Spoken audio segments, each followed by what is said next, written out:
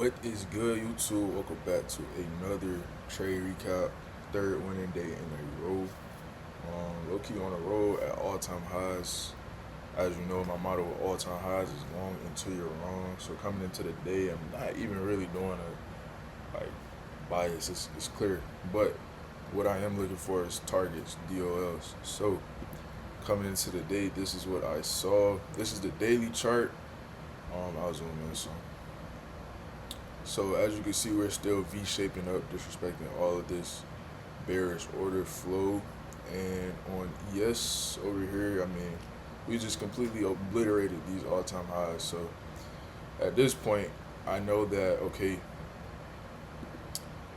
I'm looking for longs, but I'm definitely going to be trading NQ because NQ had a lot of LR right here, or resistance liquidity that I wanted to target. So that's what I did. Coming today, I said we're clearly bullish. I don't even have to think too much. Has to be said. Low resistance to all-time highs. We had a unfilled 1 hour for value gap that I did want to see get tapped. It didn't, but off open, I'll go ahead and switch over. I wanted to see London high, external highs, all of those. We didn't get the 1 hour tap that I wanted to see right here. But what we did get, we got a strong 5-minute tap right here, as you can see. Well, y'all can see my executions. I'll get into those later.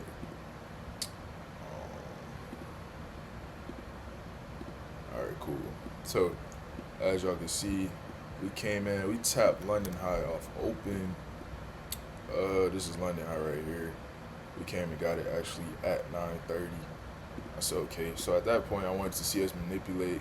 I said, maybe since we accumulated in this zone and when it got London high, we might be bullish on the day. But I would have had to see some very strong displacement. And I wouldn't really expect us to go lower than this 1 hour for value gap. I will go ahead and shrink ES. So yeah, coming into the day, I waited a little bit. I don't really like to trade before 9:35ish, 9:37, to be kind of exact. So what did I do? I waited. We got this strong 5-minute tap. That's what I have marked out here. This unmitigated fair value gap, and got a very strong V-shaped recovery out of it. It did take 2 candles, which I'm not mad at, honestly, especially for this candle being pretty much 100 points. So we V-shaped, recovered 100 points. I said, okay, cool. We still have these relative equal highs. I want to say, maybe it was the 4 hour. We had this internal high actually, so I wanted to see that internal high get tagged.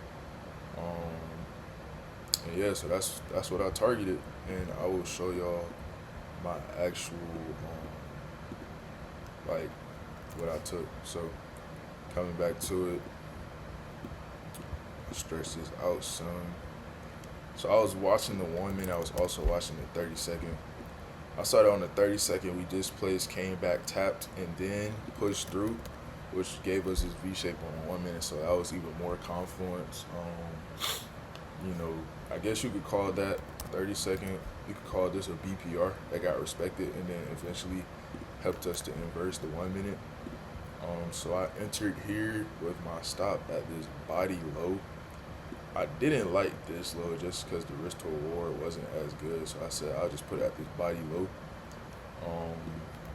which was also like kind of up under this new, like, well, that's not really a gap, but kind of in that area. So I was like, that'll give me some wiggle room. So going for probably 1 to 1.6 with my first TP at a 1-to-1. So maybe I have my stop a little higher. It's probably here, because I usually like to put my first TP at a 1-to-1. Yep. So right about there. All right, cool. So then I'm watching. See us get some strong displacement through. We tagged my first take profit, chop for about 3 candles, and then kick me out. I did try to leave a runner to here. As y'all can see, I'll go ahead and turn my execution marks back on.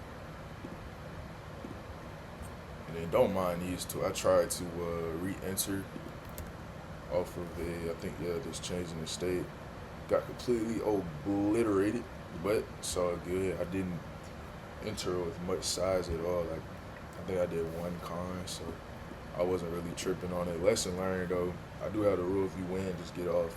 If I'd have done that, that would have been a few extra dollars that I could have kept because, like they said, penny saves a penny earned. But it is what it is. I'm not tripping.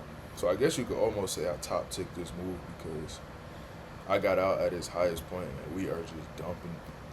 Not even. I guess you could call this dumping. I guess you could call it consolidating. I really don't know because if you look at the higher time frame, like, we're just in the zone right now. But yeah, that is my trade for the day. Gotta love all-time highs. It's that simple. Gotta love them. So yeah, I'm gonna catch y'all in the next one. I will be on tomorrow and Friday. We do have news tomorrow, so I mean not tomorrow. We do have news Friday, so we might consolidate tomorrow. So I'll be a little more, you know, cognizant of what I'm risking, how I'm risking, making sure I'm taking high quality trades like this one. I think we also SMT on this move, which was another reason I took it. But yeah, the fair value gap. We did get the change in the state eventually, which I kind of didn't really need to see. But with respect to the BPR, tapped to an unmitted fair value gap. So yeah, pretty clean day. 3-day win streak. Let's keep it going. We'll catch y'all on the next one.